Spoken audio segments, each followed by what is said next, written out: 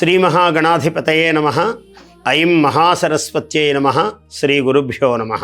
2026 July 14 నుంచి 18, 19 తారీఖుల వరకు ఒక అద్భుతమైనటువంటి కార్యక్రమ ప్రణాళిక సెంట్ లూయిస్ నగరములో వెంకటేశ్వర స్వామి దేవాలయము, దానికి ఆ పాలక మండలి అధ్యక్షులుగా ఆయన అనేక విధములుగా కృషి చేస్తూ ఉన్నటువంటి రజనీకాంత్ గారు, ఆయన ఆధ్వర్యములో చాలా గొప్ప కార్యక్రమాలు తలపెట్టారు.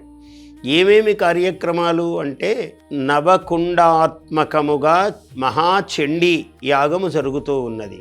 చండీని ఎప్పుడూ ఒక్కరినే చేయడానికి వీల్లేదు. అక్కడ పరమేశ్వరునికి సంబంధించిన రుద్రాభిషేకములు విశేషముగా జరుగుతూ ఉన్నాయి.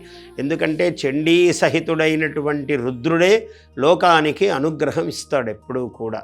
అందువల్ల ఆ దేవతలు, అట్లాగే వెంకటేశ్వర స్వామి కళ్యాణం, అదే విధముగా కుమారస్వామి సుబ్రహ్మణ్య స్వామి కళ్యాణం, నవవిధ కుండాత్మకమైనటువంటి మహాయాగము, అలాగే కుంకుమార్చన శ్రీచక్రమునకు అమ్మవారికి.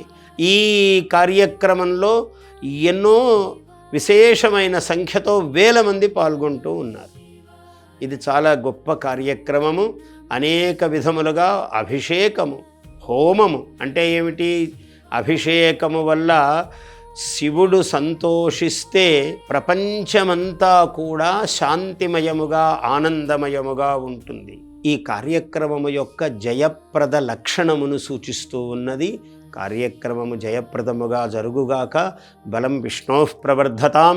యజ్ఞయాగాది క్రతువులు, దాన ధర్మాలు, భారత జాతిలో నరనరములో మన రక్తములో జీర్ణించుకున్నటువంటి విద్య ఒకరికి పెట్టటము, ఇవ్వటం అన్నది యజ్ఞయాగాది క్రతువులలో జరిగేవన్నీ ఇవే.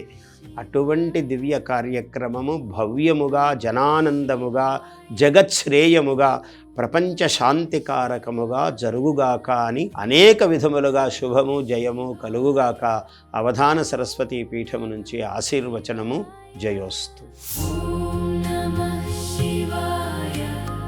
సుమన్ టీవీ ప్రేక్షకులకి ఓం నమో వెంకటేశాయ. చాలా గొప్ప సంకల్పంతో ముందుకు వెళ్తూ చేస్తున్నాం. దయచేసి అందరూ వీలైనంత మంది మీరందరూ రావాల్సిందిగా ప్రార్థిస్తున్నాను.